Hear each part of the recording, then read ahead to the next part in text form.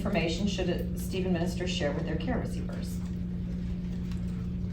This is one that I've thought about because I think that, you know, essentially we don't share much.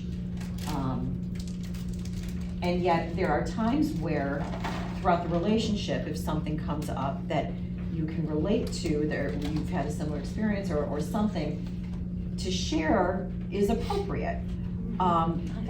They don't need to know the names of your kids or the you know, your street address or, you know, all that kind of thing. But again, you've got a relationship you're building here. So I think it's important to be able to bridge that in an appropriate way. And they're the ones who are sharing with you what their concerns are.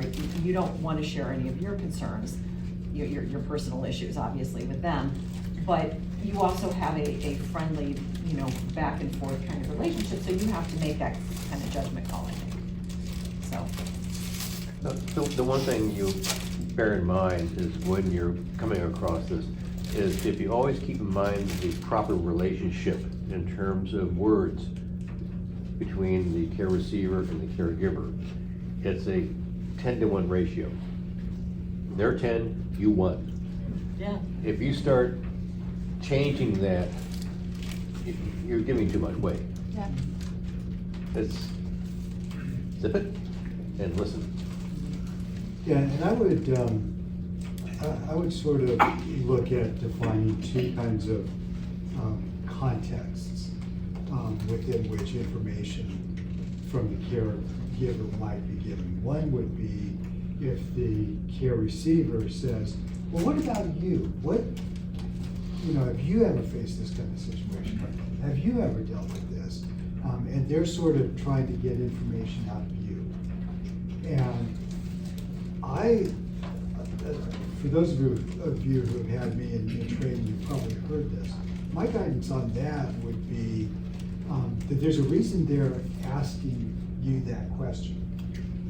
And remember the old joke about the guy who gets frustrated with his counselor because the counselor always responds with a question. Sometimes the best way to respond to that kind of question is with a question. So that's to say, if the care receiver asks you something about yourself, to be able to say, well, tell me why tell me why that matters. Tell me what it is about that would be interesting to you. And try to find a way to sort of reflect that back to them and find out why they're asking the question. So that would be one context. The other context would be kind of like Steve is alluding to, where you think there's something about your personal experience or your context that would make a difference for your care receiver. And I would say, in general, if that sort of falls in the kind of the area of saying, well, you know, in my experience, or when I've experienced those kinds of things, this has been useful, but that may not work for you. Right. So if you're claiming that, you know, in my experience, that's one way to kind of frame that up.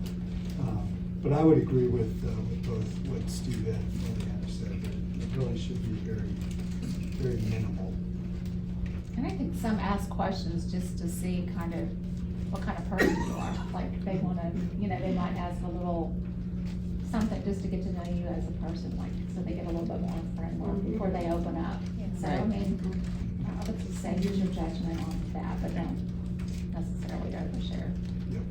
Or they don't want to share. Or they don't want to share. It's yeah. the look a squirrel, you know, to distract you from themselves. Yeah.